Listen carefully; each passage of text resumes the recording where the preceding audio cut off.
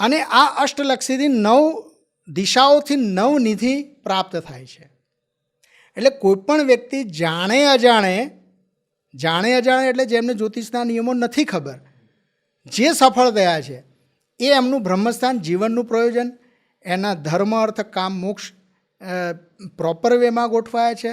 અને 8 અષ્ટ સિદ્ધિ જે છે એ અષ્ટ સિદ્ધિ સાથે 9 નિધિનો ખજાનો પ્રાપ્ત કરે છે, ત્યારે જ વ્યક્તિ સફળ થઈ શકે.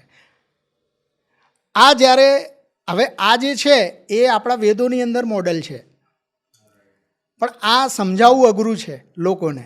તો મેં આને જ્યારે રિસર્ચ કર્યું તો મારી પાસે જે પણ સત્ય ભેગું થયું એનાથી આ વસ્તુ મને સમજવામાં આસાની મળી.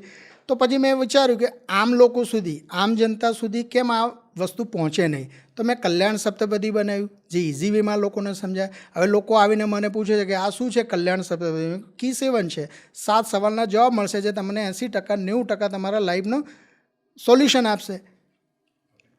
તો કે શું છે? તો હું પહેલું કહું છું વોઇસ ઓફ સોલ, જીવનનું પ્રયોજન, લાઈફનું પર્પઝ. જો તમને તમારા જીવનનું પર્પઝ નથી ખબર તો કોઈ મતલબ નથી. તમારી કુંડલીમાં રાજયોગ આવશે, જતા રહેશે, પૈસા આવશે, જતા રહેશે, પણ આત્માને સંતુષ્ટિ નહીં મળે. ભગવાન ગૌતમ બુદ્ધ જે છે રાજા હતા છતાં કેમ છોડ્યું? હું તમને એક એક્ઝામ્પલ આપું. મહાત્મા ગાંધીજી વાણિયા હતા, ગુજરાતી હતા, અને એમને સ્ટડી શું કર્યું? વકીલ બન્યા. વર્લ્ડની ટ્રેન્ડિંગ સ્કૂલમાં જઈને ભણ્યા. હવે ગુજરાતી હોય, સ્વાભાવિક રીતે પૈસા બનાવે, પૈસાનું ગણિત સારી રીતે સમજાય છે, બ્લડમાં છે, વાણિયા છે, સ્ટ્રોંગ, કન્ફર્મ, અને એમાંય વકીલ બન્યા. તો મા બાપે શું વિચાર્યું હશે?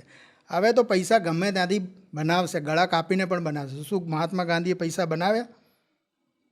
તો લાઈફનું પર્પઝ જ્યાં સુધી ક્લિયર નથી થતું, અને સાગરભાઈ હું તમને કહું, અત્યાર સુધી મને એવા કોઈ એસ્ટ્રોલોજર નથી મળ્યા જે તમારા લાઈફનું પર્પઝ માટે કોઈ વાત પણ છેડતા હોય. જન્મ કુંડળીમાં રાજયોગ છે, બધું છે, બધી ચર્ચા કરશે, એની એક્સપર્ટીઝ પણ છે. પણ અધ્યાત્મનું જેમને અધ્યયન છે, વેદોનું જેમને જ્ઞાન છે, જેમને સાંખ્ય ફિલોસોફી જાણી છે, એમની દ્રષ્ટિ અલગ હોય છે. એટલે લાઈફનું પર્પઝ જ્યાં સુધી ક્લિયર નથી ને, બધું બેકાર છે. તમે તમારા સંતાનને બિઝનેસમેન બનાવવા માગો છો, પણ એના નસીબમાં ક્યાંક કલાના ક્ષેત્રમાં સફળતા લખાયેલી છે. શું ખબર? એ રિસર્ચ કરશે, એ સંશોધન કરશે, એ બિઝનેસમેન કરશે, એ વ્યાપાર કરશે, કે શું કરશે? એ લાઈફનું પર્પઝ જ્યાં સુધી ખબર નથી ને, ત્યાં સુધી બધું નકામું છે. એટલે મારી કલ્યાણ સપ્તપદીમાં પહેલાં તો તમને તમારું આત્મદર્શન, અધ્યાત્મ એટલે આત્મદર્શનનો મતલબ તમારા આત્માને, દુનિયામાં પીડા ક્યાંય નથી. પીડા ત્યાં છે જ્યાં આપણે આપણી જગ્યા નથી શોધી શક્યા. એટલે દુનિયાને ફરિયાદ કરવાનું ભૂલી જાઓ. આપણને આપણી પ્રકૃતિ ખ્યાલ હોય ને, અને આપણે જો આપણી જગ્યા પકડી લઈએ ને, તો દુનિયામાં આનંદ જ છે. અને આનંદ એ લોકો મેળવવાનું ભૂલી ગયા છે. એટલે પહેલાં તો સ્વયંનું અધ્યયન, અને જ્યોતિષ આમાં બહુ મોટી હેલ્પ કરે છે. એટલે જો આપણે એનું આમાં હું ઘણી બધી વસ્તુનો યુઝ કરું છું. જેમ કે પંચમહાભૂત તત્વ પ્રમાણે આપણે જોઈએ તો આકાશ તત્વ અને પૃથ્વી તત્વ એ તો ફિક્સ છે. તો અગ્નિ, વાયુ અને જળ, આ 3 એલિમેન્ટ જે છે પૃથ્વી પર છે. આ ત્રણેયના કમ્પોઝનમાંથી બીજા 7 પ્રકારના પર્સનાલિટી, વ્યક્તિત્વ બને છે. ભગવદ્ ગીતામાં પણ સપ્તલોકની વાત છે. હસ્તરેખામાં પણ 7 પ્રકારના હાથ હોય છે. તો કોઈનું પહેલું અગ્નિ તત્વ હોય, અગ્નિ અને સેકન્ડ નંબર જળ, તો એક કોમ્બિનેશન થયું. પ્રથમ અગ્નિ અને સેકન્ડ નંબરનું વાયુ તત્વ, તો બીજું કોમ્બિનેશન થયું. એવી રીતના જળ અને અગ્નિનું એક કોમ્બિનેશન થયું, જળ અને વાયુનું એક કોમ્બિનેશન થયું, વાયુ અને અગ્નિનું કોમ્બિનેશન, વાયુ અને જળનું કોમ્બિનેશન. આવા 6 પ્રકારના કોમ્બિનેશન થયા. અને 7મું જ્યાં ત્રણેયની માત્રા બરાબર છે ત્યાં ભગવાન જન્મ લે છે. અગ્નિ, જળ અને વાયુ જ્યાં બેલેન્સ છે ત્યાં ઈશ્વર દત્ત માણસ બની જાય છે. સાધુ, સંતો, ઓલિયા પુરુષો, જે તમે ભગવાનને સ્વરૂપ માની લો છો, એ બધા ત્યાં જ આવે છે. એટલે આ 7 પ્રકારના માણસો છે. હવે તમારું એલિમેન્ટ કયું છે એ જો તમને પ્રથમ નંબરનું અને સેકન્ડ નંબરનું જો ખબર પડી જાય, તમારી પર્સનાલિટી તમને ખબર પડી જાય, તો તમને તમારા જીવનના રોલ એ ખબર પડી જાય.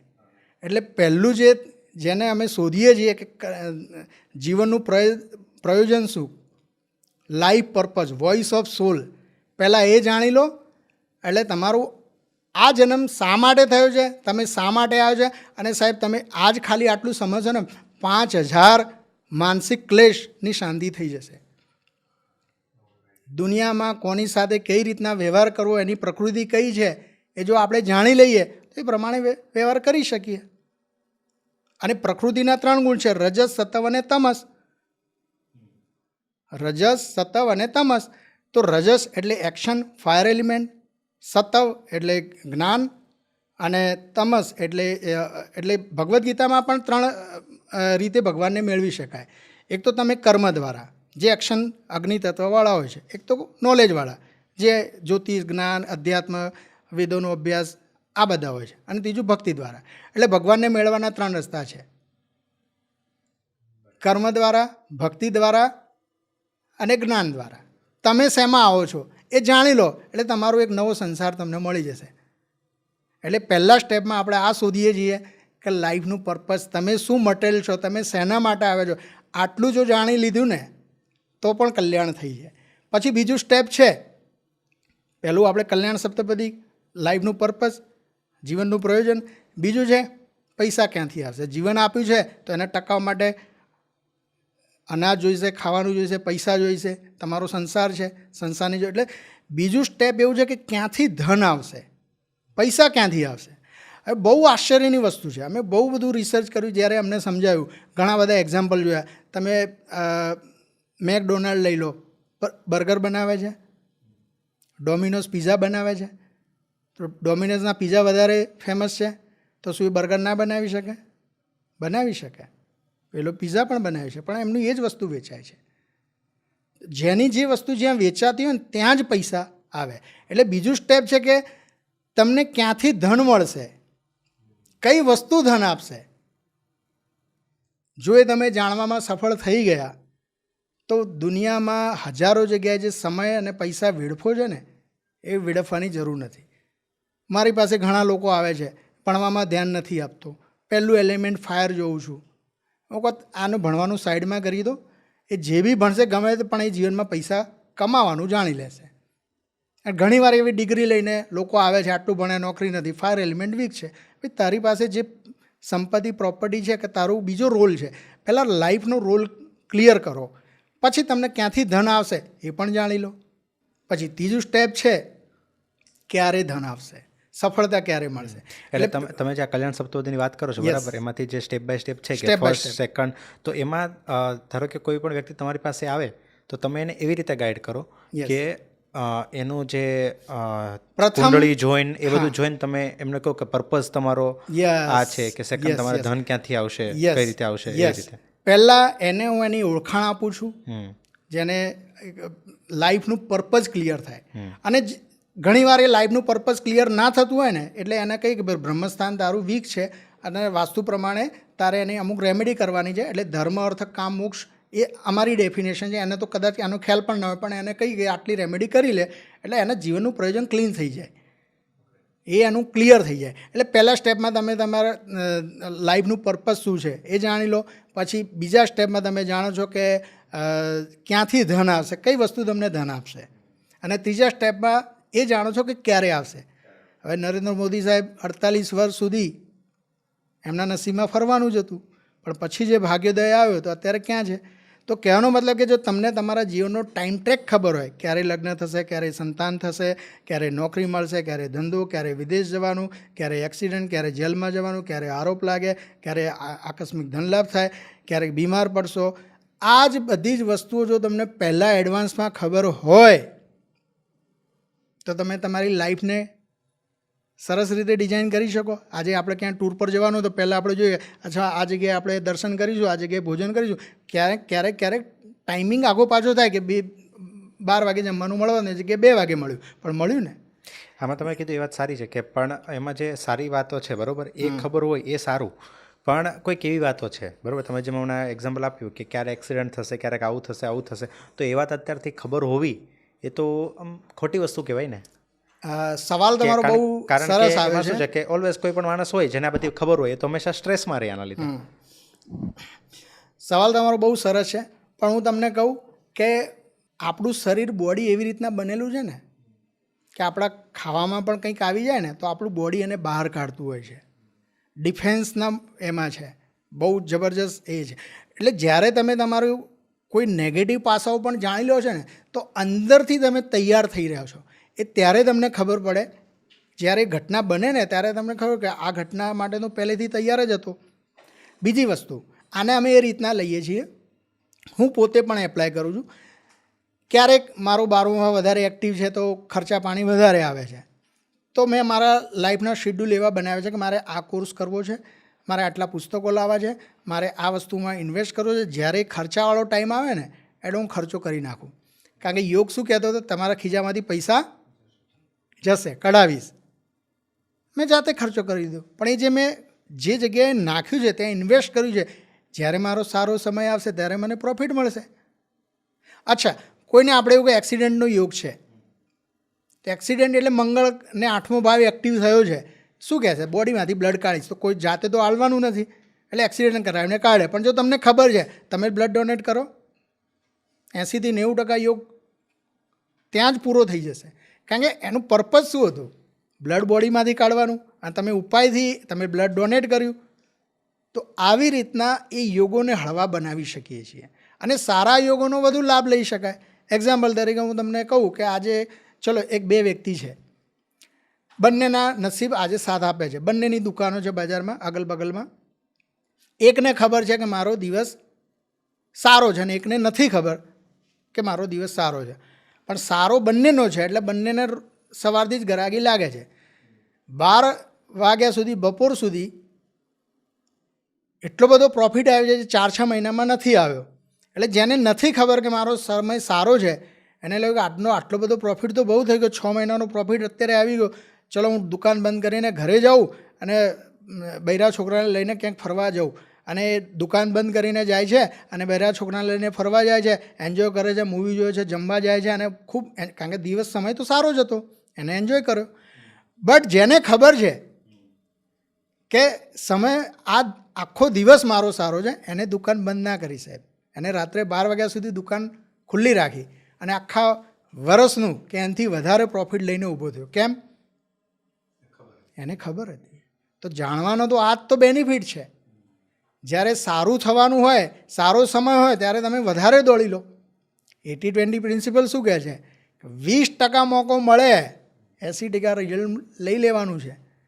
એ પણ ઈશ્વરની કૃપા હોય ત્યારે જાણી શકાય છે. સાચા એસ્ટ્રોલોજર મળવા, રિસર્ચવાળા મળવા એ પણ મુશ્કેલ છે. Okay, right. એક લાસ્ટ ક્વેશ્ચન લઈને કમ્પ્લીટ કરીએ કે આજે બધું થતું હોય છે બરાબર, એમાં તમે ઘણી બધી જગ્યાએ રેમેડીનો યુઝ કર્યો કે જો આવું હોય તો રેમેડી કરવી પડે, આ હોય તો આ કરવું પડે. તમે ઘણા લોકોને મેં જોયા છે કે જે હાથમાં કંઈક ગ્રહોના સ્ટોન પહેરતા હોય છે બરાબર, વીંટી એવી પહેરતા હોય છે, કાં બીજું સોલ્યુશન કરતા હોય છે બરાબર. તો આ કઈ રીતે તમે ડિસાઇડ કરો કે આવો પ્રોબ્લેમ છે એની લાઈફમાં, એની હસ્તરેખામાં આવો પ્રોબ્લેમ છે, એના વાસ્તુમાં પ્રોબ્લેમ છે, એના જ્યોતિષ તમે જે ચેક કર્યું એની અંદર આ પ્રોબ્લેમ છે, તો એનું સોલ્યુશન તમે કઈ રીતે ડિસાઇડ કરો? સમસ્યા અને સમાધાન બંનેનો જન્મ સાથે જ થતો હોય છે. પ્રકૃતિની અંદર એવું છે, ઝેર છે તો અમૃત છે, રાત છે તો દિવસ છે, બંને વસ્તુ સાથે જ છે. આપણા જન્મની સાથે જ મૃત્યુ છે. એટલે સમસ્યા છે તો સમાધાન છે. સમસ્યા શા માટે છે? પંચમહાભૂત તત્વનું ઇનબેલેન્સ છે, રેખાઓ તૂટેલી છે, ગ્રહોનું કોમ્બિનેશન સારું નથી, નંબરો થોડા એવા આવી ગયા છે બરાબર. તો એ જ્યારે પંચમહાભૂત તત્વોને સમજણ આવી જાય ને તો એ પ્રમાણે અમે રેમેડી પણ એ એલિમેન્ટ પ્રમાણે કરતા હોઈએ છીએ. એટલે એનું રિઝલ્ટ 100% મળતું જ હોય છે.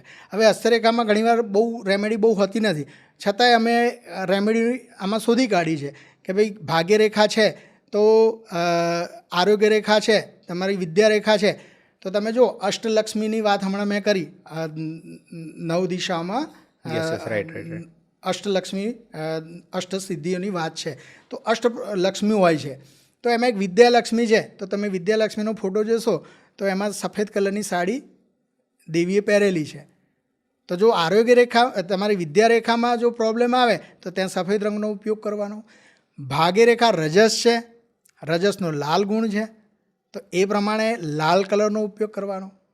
એવી રીતના એલિમેન્ટ આખું રિસર્ચ બેઝ, અને એ રીતના ગ્રહો પ્રમાણે, જેમ કે રત્ન જે છે તો મેં ના કહ્યું પ્રકૃતિના 3 ગુણ છે, રજસ, સત્વ અને તમસ. આને પણ સમજવાની છે. ઘણા લોકોના મિથ છે કે આપણે સતવ થવું જોઈએ, રજસ કે તમસ ના હોવું જોઈએ.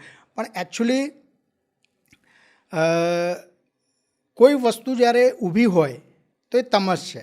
જેમ કે દિવાસળી જે છે એ તમસ છે, પણ જ્યારે તમે એને ઘર્ષણ કરો છો એમાં જે સ્પાર્ક થાય છે ને એ રજસ છે.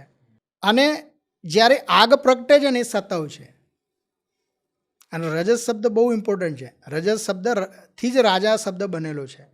અને જન્મકુંડલીમાં કેન્દ્ર સ્થાન 1, 4, 7 અને 10 આ રજસ્થાન છે. અને ત્યાંથી જ પાવર જોવામાં આવે છે, ત્યાંથી તમારું દાંપત્ય જોવામાં આવે છે, તમારું સુખ જોવામાં આવે છે, તમે પોતે સફળ એ લગ્ન જોવામાં આવે છે, દસમ ભાવ તમને શું મળશે, આ રજસ ગુણ છે. અને એના ઉપરથી જ રાજયોગ શબ્દ બનેલો છે. એટલે રજસ સતવ તમસ આ પ્રકૃતિના ગુણ છે. અને કોઈ વસ્તુ ડેડ થઈ ગઈ છે, જે ગાડી ઊભી છે તો તમસ છે, તમે એને ચાવી આપી સ્ટાર્ટ થઈ તો રજસ ગુણ એક્ટિવેટ થાય, પછી એ ફ્લો એ ચાલી જાય છે, એ ફ્લો છે. એવી રીતના તમારા લાઈફની અંદર જે વસ્તુ ડેડ થઈ ગઈ છે, હવે તમને ખ્યાલ આવ્યો કે ડેડ થઈ ગઈ તો શું જરૂર છે? રજસ. તો રજસ જે છે હવે તમારા માટે મંત્ર કામ કરશે, યંત્ર કામ કરશે, વાસ્તુના નિયમો કામ કરશે. એ આખું વ્યક્તિગત એનાલિસિસ છે, એના આધારે એ પ્રિડિક્શન થતા હોય છે. જી, એમાં સ્ટોન જે છે એનો પણ ઉપયોગ થતો હોય છે, રત્ન રુદ્રાક્ષ છે એનો પણ ઉપયોગ થતો હોય છે, ક્રિસ્ટલ છે એનો પણ ઉપયોગ થતો હોય છે. અને વાસ્તુના નિયમો તો છે જ. નિલેશભાઈ, જેમ મેં પોડકાસ્ટની શરૂઆતમાં કીધું હતું કે આ ટૉપિક મારા માટે બી નવો જ છે, કારણ કે મેં ક્યારેય પોડકાસ્ટ નથી કર્યો, હું ક્યારેય કોઈ એસ્ટ્રોલોજરને મળ્યો નથી, આ ફર્સ્ટ એક્સપિરિયન્સ હતો. બરાબર, એટલે મેં તમને એવા જ ક્વેશ્ચન મતલબ પૂછ્યા હતા કે જે કહેવાય ને કે એક વ્યુઅર પર્સપેક્ટિવથી અથવા તો એક અનનોન વ્યક્તિ છે કે જેને ક્યારેય આ એક્સપિરિયન્સ નથી થયો એને કેવા પ્રશ્નો હોઈ શકે. બરાબર, એ રીતના આપણે કવર કર્યા. પણ બહુ મજા આવી તમારા બધા સચોટ આન્સર જોઈને. ખૂબ ખૂબ આભાર તમારો આટલો બધો સમય આપવા માટે. ખૂબ ખૂબ આભાર. Thank you. પોડકાસ્ટને અંત સુધી સાંભળવા બદલ આપ સૌનો ખૂબ ખૂબ આભાર. આપ સૌનો આવો જ સપોર્ટ અમને ઇન્સ્પાયર કરે છે કે અમે હજુ પાવરફુલ ગેસ્ટ અને ડીપ કન્વર્ઝેશન આપના માટે લાવી શકીએ. જો તમને આ એપિસોડ યુઝફુલ લાગ્યો હોય તો અમારી ચેનલને સબસ્ક્રાઇબ કરો અને શેર ઇટ વિથ સમવન જેમને આ પોડકાસ્ટ સાંભળવાથી લાઈફમાં હેલ્પ થઈ શકે. અને હા, કમેન્ટમાં ફીડબેક પણ જરૂર આપજો.